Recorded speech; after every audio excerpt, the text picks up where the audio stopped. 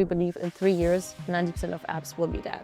All these SaaS tools are going to get displaced. What you're building and how your users use AI to interact with the real world. We're building like a proactive health assistant that monitors your health, and based on your goals and preferences, let's say you want to lose weight, it's going to book your workouts for you, it's going to order food for your groceries and your supplements. What's your secret? Some posts I wrote like, what if design hits your G-spot? And people will be like, who the fuck is that posting? Like, how can you post something like that on LinkedIn? I was born in Ukraine. There's also another saying which is like, your best friend is your pillow. Keep your things to yourself. Are there any parallels to the last 12 kilometers of running a marathon versus like the experiences that you've had at this startup? Yes, but I would love to add another component. It's honestly a roller coaster. The highest thing you can achieve in life is happiness. I don't feel like that exists. I think the highest state you can achieve is peacefulness.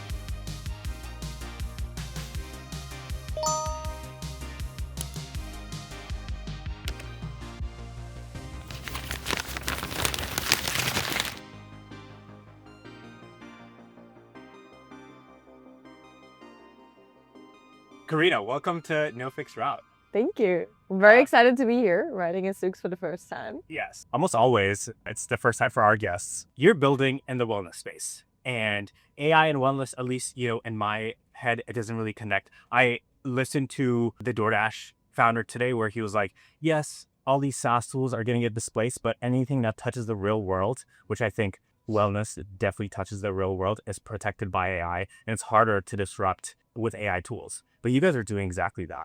Why don't you walk me through what you're building and how your users use AI to interact with the real world? Yes. So basically what we're building is OpenClaw for health. Now, what does that mean? We're building like a proactive health assistant that monitors your health, and based on your goals and preferences, let's say you want to lose weight or you want to, for example, build lean muscle, it's going to book your workouts for you. It's going to order food for your groceries and your supplements. Now, why? Because I realize like I'm very busy. I don't really have time. And I do all my classes via ClassPass, or I go to the gym, and I always got to put it into my calendar. I don't have time to grocery shop. Also, I believe grocery shopping in America is very tricky because you have like all of those 1,000 different ingredients and things that make you go for your unconscious behavior and choose like something maybe not healthy. So why don't you automate that and put your health on autopilot so you can stay healthy and focus on like being your fabulous self while your health runs in the background? That makes sense. How does the product exactly work? Like I go to, also what's the name of the? Miura. Miura, okay. I go to Miura, I download the app. I imagine you ask me a bunch of questions to figure out what exactly my goals are. Do you have the ability to pay for services, or do I have to, each time approve something? Yes. So basically how it works is you get into the app, you do a short onboarding, like 8 steps or so. In the app later, you have some more questions about your weight, height, etc. But onboarding is pretty short. We ask you what you want to focus on. Then there's a hard paywall, and then you get into the app and you do all those integrations. So at this point, we integrate with Whoop, Aura, Apple Health, ClassPass, and Berries. Now, so what does it mean? Usually when I don't book my class 1 week in advance for Berries at 6 a.m., I'm not going to get into my spot. So my agent knows what my goals are, and she also knows what I want to achieve and when I want to work out based on my calendar. So basically the moment the class goes online, she goes online and she books my class and puts it into my calendar. Of course, I need to approve and kind of tell her, hey, do that every week. And then she does it for you. And the same with like ClassPass, for example. Yeah, that makes sense. I feel like all of these places, you want to do Pilates or Jiu-Jitsu, you buy packs of 5 or 10 workouts a month, but you still have to schedule them, right? You have to like go in, click accept. My co-founder does Pilates, and this morning literally he couldn't get into the 7:30 class and had to go early because of that. So you guys solve all of this. Does he go to Solid Core? He does, I believe. There's one in Mission. So tricky to get into that. Like Mission Impossible. If you scroll for a week, it's booked out for a whole week. Like when I'm supposed to do that. So people wake up at 5 a.m. to actually book that. That's crazy. Or like people just get on the wait list and walk, and hopefully there's a spot for you. Yes. Insane. So that's why you have the agent do that for you, basically. Okay. And then 24 hours before the class happens, the agent reminds you. And if you, for example, slept bad, your energy is bad, he's going to cancel it for you like 24 hours in advance. So you do pay like $20 cancellation fee. That makes sense. Okay.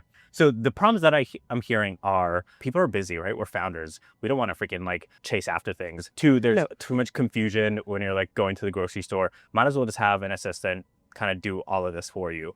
You mentioned wearables. I'm kind of curious how valuable wearables are. And the reason I ask this is because if you look at a company like Hims, for example, on their careers page, they're hiring a bunch of hardware engineers. What the hell are they hiring for? We don't know. Maybe they're coming up with a new wearable. I don't know. Whoop. Or all these companies are widely successful. In the age of AI, how important are the wearables to the ecosystem? Very important. I mean, I'm a Whoop user since 2 years. Same. We even have the same Whoop. I mean, I love Whoop. It's amazing. But better wearables will keep on coming. Like there's also a recent YC company, they're called Ford, just came out. There's a continuous hormone monitor from Stanford that is just coming out. There's a brainwave wearable from Atlas coming out. Like wearables will keep on coming and changing, and people will be switching because, I mean, let's talk about design. Aura and Whoop, I don't believe that they have the nicest design. In the beginning, I was very hesitant to get one because it looks so ugly. It doesn't look very girly. So it will be for sure better wearables, and people will switch all the time. But what's happening, who is actually doing all the logistics and calendar management and between understanding all of that wearable data, matching it to your lab results and matching it to your preferences and goals. Maybe I love organic food. Maybe you don't love organic food. Maybe I want specific kind of clean supplements and you want you're optimizing for something else. So it's important to bring together all of that data from wearables, but then also from everything else in your environment, from your calendar, and based on that, schedule your life for you, right? Do you need to control the wearable itself to build around the data generated from the wearables, or are these wearables generally okay sharing their data with third parties? So what we have for Aura and Whoop basically is we reverse engineered it. And it kind of most of the data you can also connect via Apple Health, so it kind of works. At this point, also most wearables share their data with Apple Health, so you can also drag it from there. Got it. Which makes it easy. I think what's going to be very important and interesting is also DoorDash, because I don't really have time anymore to cook since I became a founder, to be honest.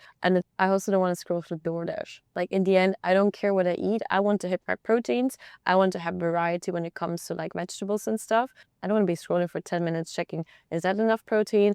Or did I eat those vegetables yesterday? I just want my agent to kind of do it for me. And the agent knows, hey, I just came out of a workout class. I'm hungry. Are you hungry? Want a bowl? Yes, approved. It's here. Okay. So OpenClaw came out, last month? Yes. Or the month before that? Did you guys have the vision of, the OpenClaw agent before OpenClaw even came out of it? And the reason why I asked this is because I want to follow up with, if we extrapolate this, what does life look like for a person that cares about their health and wellness 10 years down the line? Very interesting question. So first thing, no, we didn't have the idea before. We were doing something very different before. I think even when we met, I'm not sure what we were doing back then, but we were doing an AI doctor for chronic conditions for women, for PCOS. And I started doing a lot of content for that on TikTok. And at some point I realized it doesn't feel quite right to me because I'm not a doctor.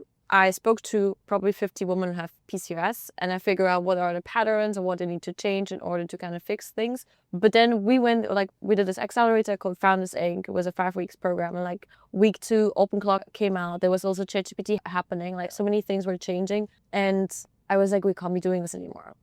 It doesn't work. There are so many AI doctors coming in the space, so many health companions coming in the space, and it's not the future. And also we believe in 3 years, 90% of apps will be dead. We're okay, how do we build something that is working for us, that we're building for ourselves actually in our current environment, and something that's not going to die in the next 2 to 4 weeks, or I don't know, 2 months or so. So basically when OpenClaw came out, I also understood, okay, what can be done with technology? Because I'm not technical. And then we started thinking about our problems during the day, and really the ICP, for us becoming the ICP for that product. And that's kind of when we came up with that. And then what was the second part of your question? In 10 years, if we extrapolate this. So how I see the world in 10 years is you wake up by your smart home, basically knowing your circadian rhythm, knowing when you usually wake up.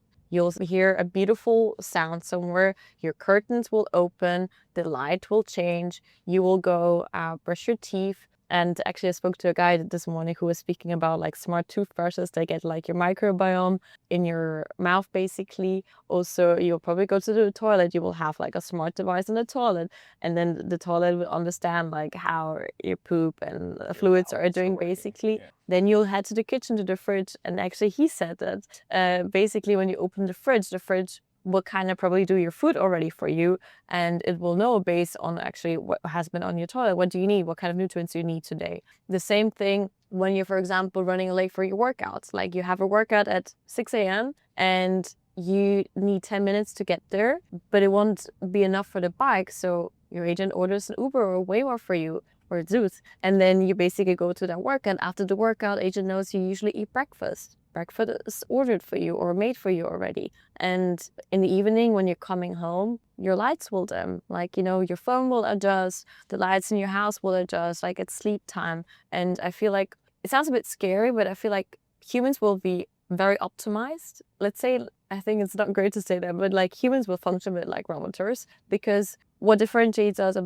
from roboters is basically our unconscious behavior, right? A roboter can optimize for different things because he doesn't have feelings and he doesn't have like all the different cravings and stuff. So for us, living in an optimized environment will also ultimately make us healthier. That makes a lot of sense. I can't wait for that world, by the way. I constantly try to remove decisions that I have to make in my life, right? Like I work out 7 days a week, because picking which day not to work out is more stress than not hitting the gym 7 days, right? I hope you have a recovery day.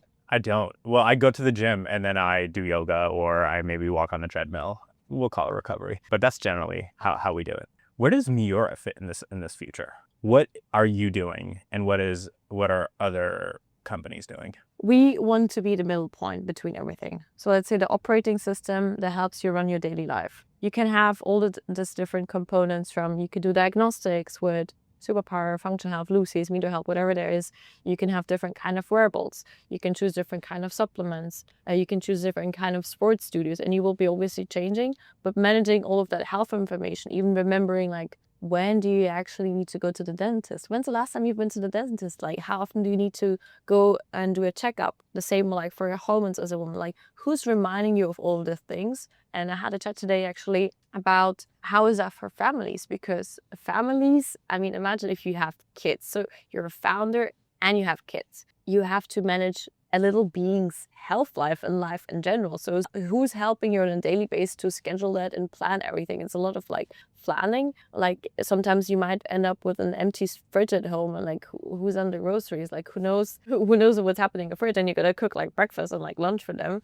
So that must be very stressful. So not why have that agent that knows everything about you, your location, your preferences, and helps you to have a seamless day without having all those mental loads and like decision fatigue. That makes sense. One thing that I struggle with is, why isn't ChatGPT or Claude this connector? Like, and I asked this for our business as well. Like, we had an existential, conversation with my co-founder the other day, where if everyone is searching on, ChatGPT, find me the closest hospital to get some kind of treatment, is there a place for a company like Doctours to exist, is a question that I ask a lot. So I'm going to ask you, can ChatGPT do this? Will they do it? Why do you guys need to exist in this future? Big tech can do everything, right? They can come up tomorrow and do everything of that. The only thing they can't do, and maybe it's not something people want to hear, but the only thing they can't do is they can't build a community. So especially for consumer brands, what I believe is very important with all of us living in this AI, this connected world, sitting in front of our laptops the whole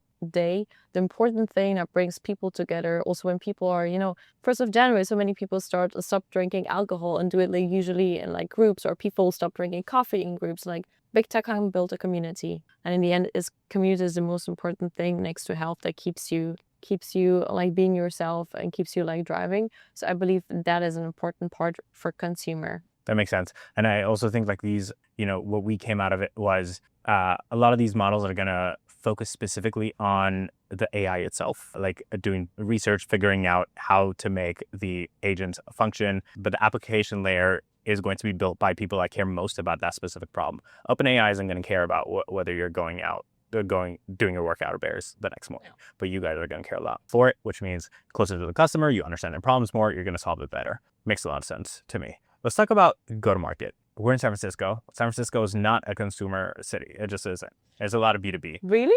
I feel like, yes. I'm joking. Yeah, it's insane. It makes you feel out of place sometimes. And we can bond on this because we're both consumer founders. I kind of want to know where your go-to-market edge is. What are you seeing in the market? What are you guys using? I mean, so far everything we've done has been organic. So it was mostly like me posting on Twitter, LinkedIn, Instagram, and TikTok. I think the biggest channels for us with the least effort were actually like LinkedIn, possibly even a bit of Twitter. So we were doing female health before, then we realized, okay, men starting to reach out, hey, can we also use this? Started even using it. So now it's even better. And our next step will be basically you be doing like UGC on TikTok. I mean, there are success cases like Kalei. I mean, they just got a cried, right? Which is great. There's a playbook for that. I think TikTok is a great channel. I personally don't use TikTok on my daily base. It's just too much for me. I think managing 3 social media platforms is enough. Sometimes it's like TikTok, but go-to-market would be there. But then also like community-based growth.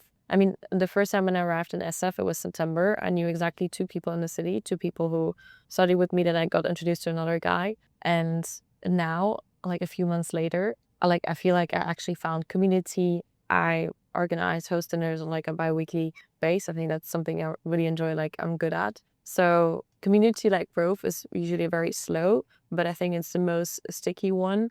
And that's something that naturally falls into my hand, right? That makes sense. Because people will remember those dinner experiences. I mean, I know from you also do like your weekly dinners, right? The poker games. Yes.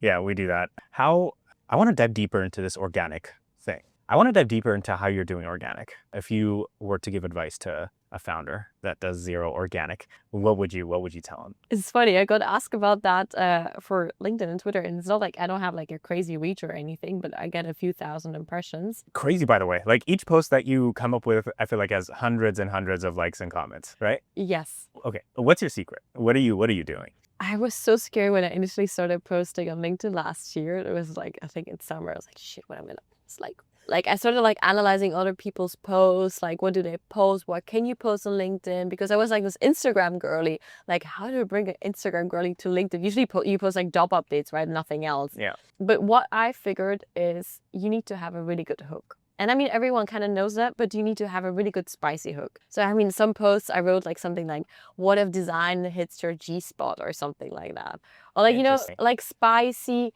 things that are a bit controversial, and people will be like, who the fuck is that posting? Like, how can you post something like that on LinkedIn? So I usually work, and then also always posting a picture of yourself. No matter if you're a guy or a girl, but just post a picture with it, and then people have like more connection to it basically, and also takes a larger space in your feed. Twitter is a bit of a game. Like it really depends on the day and what you post, but like if you tag like some other brands as well, it also kind of can go viral. And then, I mean, I'm sure you've done launch videos as well. I mean, doing launch videos on the bi-weekly week is for sure the best thing. You guys are doing it bi-weekly? No, I mean, we've done like one proper one. Okay. And that was like, I think 3 weeks ago or so. And we were like, oh, we should be doing that bi-weekly. I mean, in the end, it takes like probably 1.5 days, everything together, of like editing the whole video on our own, scripting, and then actually filming it. So like you can do everything in one day, and you of course get faster over time. But I'm not the craziest video editing creator or producer or so, but so it takes a bit of time in the beginning. And then there's CapCut that you use, but then there's no new like tools that you can also use. So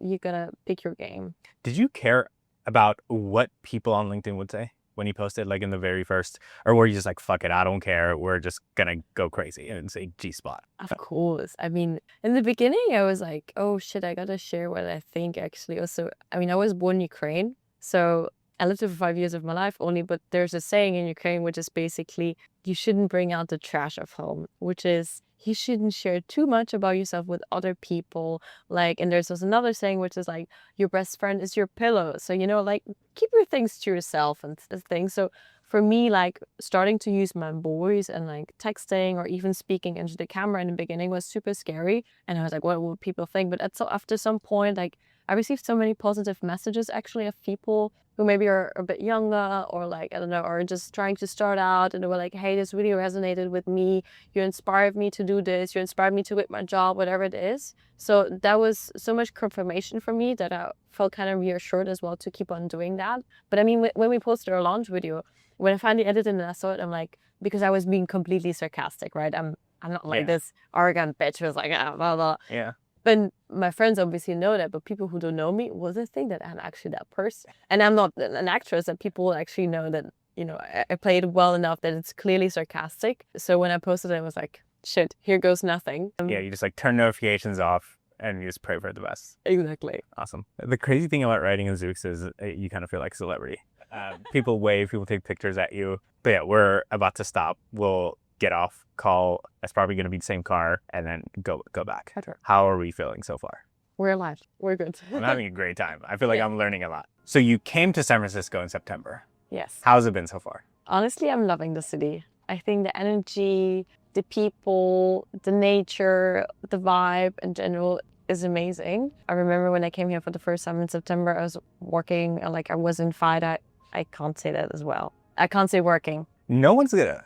It's like your mom and my mom are gonna watch this. Okay. So you're fine. Okay. So basically when I was in FIDA, for the first time I was walking around the street and like looking in the buildings. I was like, oh my God, I can't finally believe that I'm actually here. And it feels so surreal to be like in this mecca of AI where you meet so many like crazy people, like 18 years old, dropping out of uni, dropping out of school, building like crazy shit. Even at Founders Inc., where like 50% of hardware teams building roboters to clean the streets from snow, or like building some AI pads or whatever. There's like crazy stuff. Did you, when you first got here, feel a little out of place, or did you immediately feel welcome? Immediately welcome. I feel like people are so helpful here. They are. Like super quick. When you're fresh in town, everyone is like, how can I help you? What do you need? Who can I connect you to? Which I feel like feels very different in Europe. I feel in Europe, people are not as supportive or don't really understand like where you're going through. Of course, like I have supportive friends, but I feel like it's a bit more, people are like jealous and not really like supporting each other. Whereas I feel like here, everyone is kind of vouching for each other and like rooting for you and supporting and stuff. And everyone you meet here is a founder as well. So yes, you kind of like understand each other. Everyone like on their crazy mission to change the world. Yeah, makes sense. So you got here, you're doing some program. Now that program is over. Was Founders Inc. helpful to you guys? Honestly, yes. I mean, it's very different to like accelerators or like incubators like YC or I don't know, their Software Commons or whatever there is. So for Founders Inc., they give you like a space for 5 weeks where you basically go to. There are like 200 other founders. That was the biggest batch.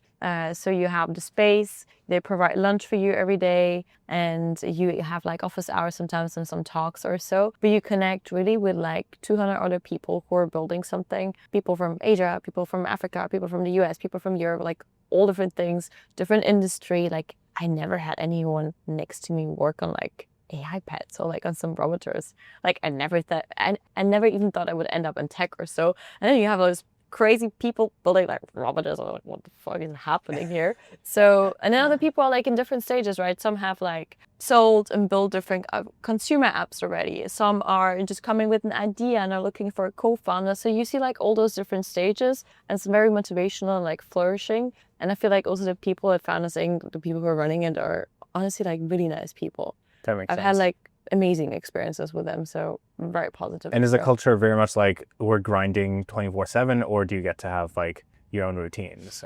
I mean, they say basically you're an SF, go into nature, go see something. And then, I mean, the builders are usually grinding 24/7, but it's very different. I mean, some people grind day and night. Some people come 7 days. Some people arrive at 11 a.m. and like leave at 2 p.m. Some people never show up. It's very different. So difficult to say, to be honest. I feel like everyone is doing their own thing. Some people might work less and like achieve more faster through distribution or so because they have already an audience or so. It really depends. Would you say you have a routine, like personally? Very good question. You're asking at a very good time as well, because I'm a person who needs a lot of routine. Like my routine for the past years has been, so for the past 2-3 years, I've been waking up at 5 a.m. every morning, like Monday to Friday. And back in the days, it was like 6 a.m. And I feel like since this year, or even beginning of last year basically, it completely like got challenged. I used to wake up at 5 a.m., meditate for 1 hour, read for half an hour, then go to the gym and be like at the office at like 8:30 or so. And right now I struggle a lot with sleep. Like I can't go to bed a lot of times at 10 p.m. anymore. Usually when I'm in bed, I immediately fall asleep. But the reading part in the morning is gone. Like I usually wake up, I try to meditate, but through the accelerator, it's been a mess, to be honest. So I've been trying to get back into it, but like even waking up has been like difficult. But I usually work out always in the morning. So that's something I always do. And then I go to the office at like 7 or 8 a.m. And what does your health routine look like? Like, are you hitting berries every other day, or? I go to the gym, I run. Are you lifting at the gym? What do you Yes. do? Okay. So lifting or HIIT. I do berries. I use class pass. I go to sometimes Pilates or like hot yoga or so. I run a lot. I'm running my second marathon in April. Second? Yes. That's crazy. I did my first one in Madrid. I'm completely not ready for that. By the way, I haven't trained properly for it. I'm gonna die again, but that's okay. Did you die the first time? Oh, I died. So I completely died. I was studying during my master's at this point in Madrid. So I was basically partying more or less for a year. Wow. And then I was like, I run since years. Like I can run 20K easily, so I can also run 42K. Well, the first 30 kilometers were amazing. After kilometer 35, I don't know what that is in miles, by the way. I was like, holy shit, I'm dying. Every step was just like torture. And I arrived, I crashed on the floor and I started crying. And then I couldn't walk for 3 days. Oh my God. That was my first marathon experience. Now, what's going on through your head when you're running a marathon? I don't think I've ever met someone who's ran a marathon before. No? No, I don't think so. What's going on? Yeah, well, I mean, the first 20 kilometers are fun. And after 20 kilometers, we were like, this is getting a bit boring. Are you thinking about the run or is like your mind somewhere else? No, the run. Also, the pace is so different, like race pace. You have like so much adrenaline and you hear like your pace, you're like, this is insane. And I mean, for the first 30 kilometers, you keep up with the pace. You're like, oh my God, well, why the fuck am I so fast? But it's like your adrenaline.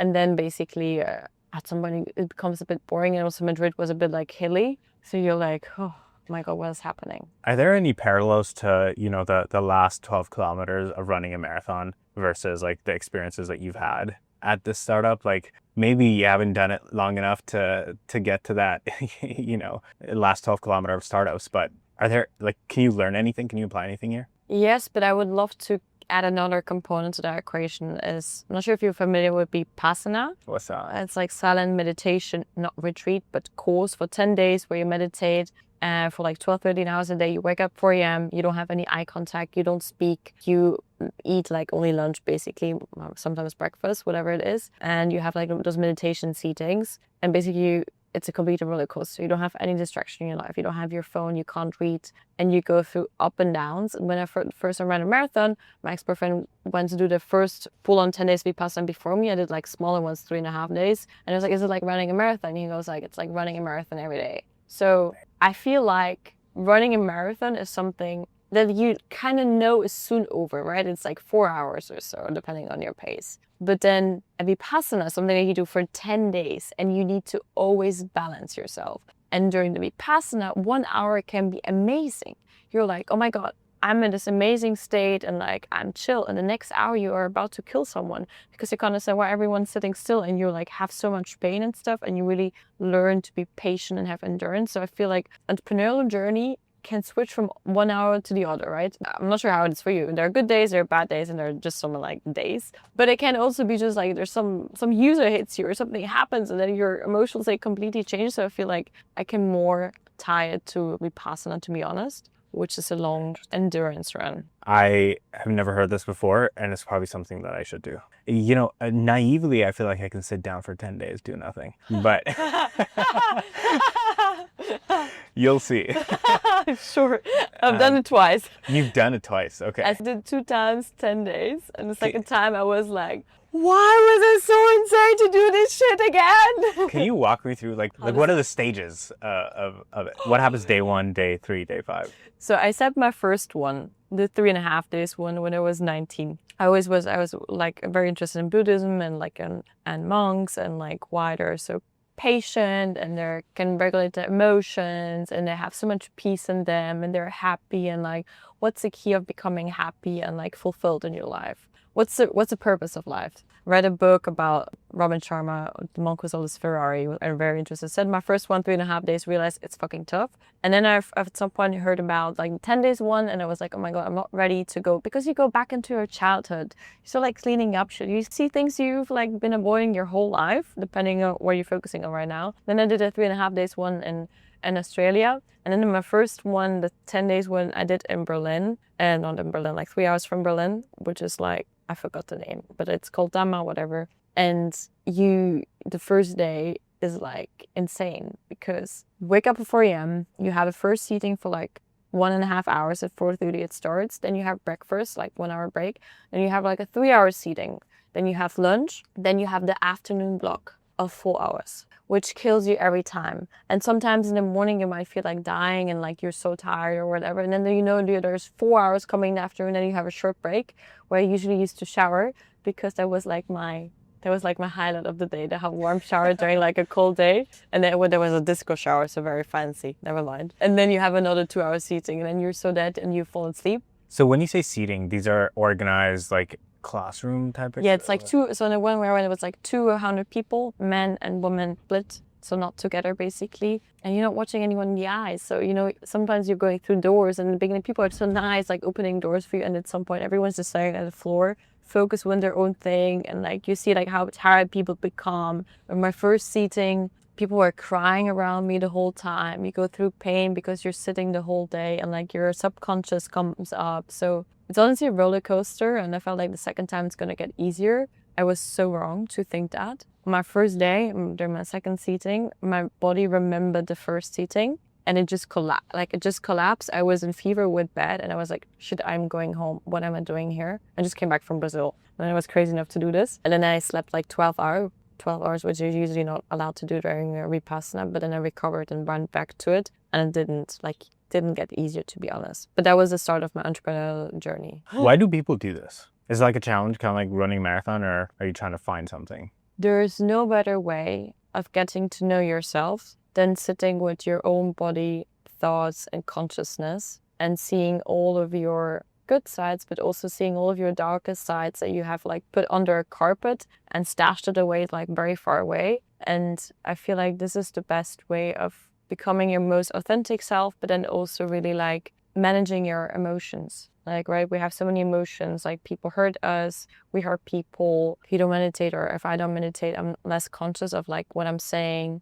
how I'm like treating the world and my people around me. And I feel like meditation and Vipassana in general gives you like that self-regulation of like being like, okay, as for example, this happened in your childhood and like you got hurt and there's like this little trauma, whatever. And then during seating, you go through all of that and you take it in and you accept. And the most important thing I teach you is anicca. I actually want to get a tattoo of that, and it's in Pali, which means everything that arises also passes away. So the meaning of impermanence, every situation that you face, everything positive, everything negative, it's just for a while, right? It's going to pass away. So during those episodes, the highest thing you can reach is equanimity. So nothing really triggers you anymore. And it might sound a bit like during an entrepreneurial journey, it might sound like crazy. Like, what do you mean nothing triggers me anymore? But you reach that state of peace. Initially, when I did my first thing, I thought the highest thing you can achieve in life is happiness. Like be happy the whole time and like content. But I don't feel like that exists, which is a crazy thing to say. I think the highest state you can achieve is peacefulness. That was my first learning for myself when I was 19. As a very young age to learn something like this. And I feel like these things compound, right? Like if you understand something like this earlier in life, you get ahead in so many verticals compared to people that, for example, for me, I'm 26 and I don't think I understand any of the stuff that you said. And I have to go through those journeys myself at some point, but I could see how powerful they could be. Right, I recommend it. Yeah, When I think I will do it. Break between jobs or whatever it is, or if you can take 10 days, do it. Yeah, I mean, 10 days doesn't sound like a huge commitment, but if something life-changing can come out of it, it's probably worth it. Awesome. This is probably a great place to end it. I don't even know where we'd go from here. This is awesome. Thanks. How did you feel? Good.